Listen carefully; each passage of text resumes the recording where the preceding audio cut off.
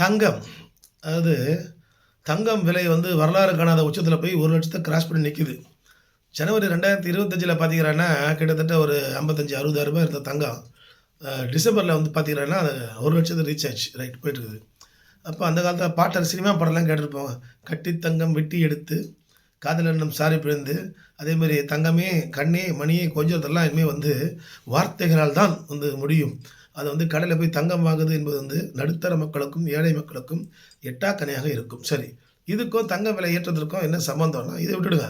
தங்கம் விலை ஏற்றத்தினால சொசைட்டில ஏற்படக்கூடிய இம்பாக்ட் என்னென்னலாம் நடக்கும் அப்படின்னு பார்த்தீங்கன்னா, தங்கம் விலை ஏறுச்சா?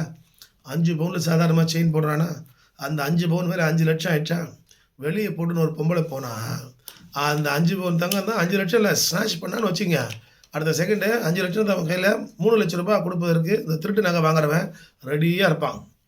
போதும் ஜாலியானா ஜிம்கானா தான். ஸோ திருடுறவனுக்கு மாட்டினா தானே ஜெயிலு. அவன் மாட்டாம எஸ்கேப் ஆயிட்டான்னு வச்சுக்கங்க. ஸோ ரூ. 3,00,000 அவன் கையில இருக்கும். ஸோ இதை போன்றெல்லாம் வந்து வெளிய போனீங்கன்னா, அடுத்தது பார்த்தீங்கன்னா 10 சவரத்தில பிரேஸ்லெட் போடுறவன் இருக்கிறான். ஒரே வெட்டு, கைய வெட்டு, துண்டா தூக்கி வெட்டி தூக்கின்னு போயிடுவான்.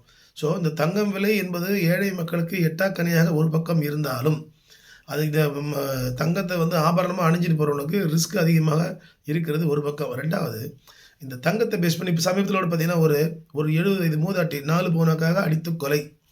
ஒரு 4 பவுன் செயின் போடுது அந்த லேடி அவ்வளோதான். அதற்காக அந்த அம்மா வந்து ஒரு 70 வயசு பாட்டிய அடிச்சு கொன்னுட்டான்.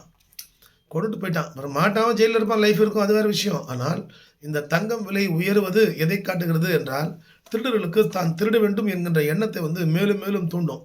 தங்க விலை உயர்வதை வந்து தடுக்க முடியாது. அதேபோல எந்த விலையானாலும், எந்த நகைக்கடையிலே வந்து மக்கள் கூட்டம் குறையவில்லை. தங்கம் வாங்கிக் கொண்டு தான் இருக்கிறார்கள். தங்கத்தின் விலை ஏறுவதற்கேற்ப மக்களும் வந்து போட்டி போட்டுக்கொண்டு திறமையை உழைப்பில் காட்ட வேண்டும். நெறைய சம்பாதிங்க. சம்பாரிச்சு தங்கம் விலை ஏறினாலும் பரவாயில்லன்னு வாங்குங்க.